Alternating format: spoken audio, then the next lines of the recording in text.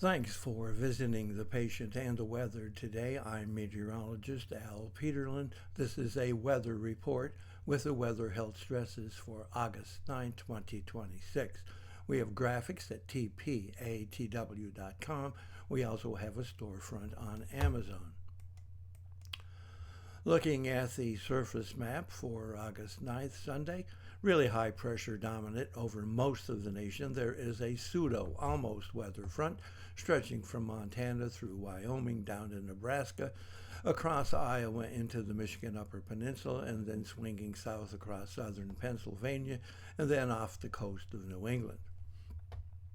Looks like we'll have some unsettled weather still across the Four Corners, monsoon, little bit of unsettled weather up here across the lakes, and then as always a little bit of unsettled weather in the southeast just because of that southerly flow off the Gulf.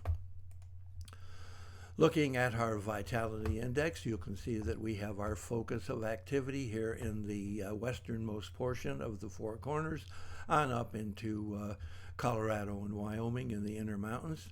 A lot of activity up the plains, up the Mississippi Valley, but really focusing across the middle Mississippi into the southern Ohio Valley.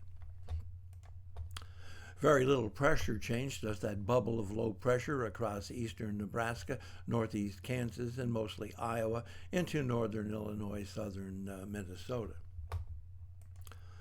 Temperature change looks like some of the focus of the heat, at least the change in high temperatures, with a bubble high increase across Kansas, eastern Nebraska, into Iowa, and then again all the way from a line from Amarillo to Dallas, across into Arkansas and into the middle Mississippi Valley. Looking at dew point temperature change, you see we have rising dew point temperatures across the Intermountain West. We have rising dew points across the Great Lakes, a little bit of falling dew points here in the Central Plains.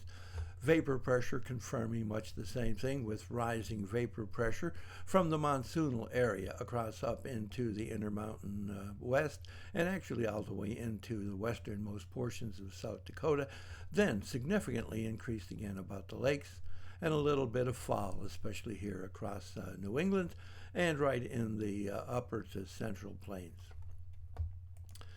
Instability, very interesting. While much of the West is unstable, note that there is a center of instability across Missouri into southern Illinois, southern Indiana, western Kentucky.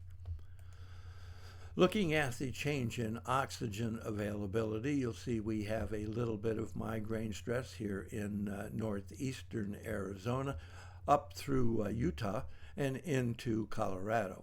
Another area of migraine stress across north central South Dakota and across North Dakota into northern Minnesota.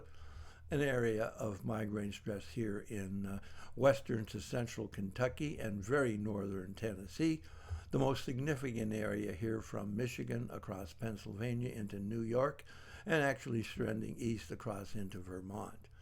We have a lot of asthma and arthritis stresses here stretching really along that frontal system from Kansas into eastern Nebraska, especially strong across Iowa into northwestern Illinois and southern Minnesota, southern Wisconsin.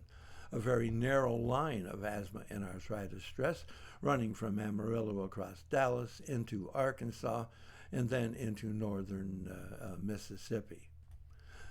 Thanks for visiting the patient and the weather today. Your comments are appreciated. If you hurt, tell us where you're located.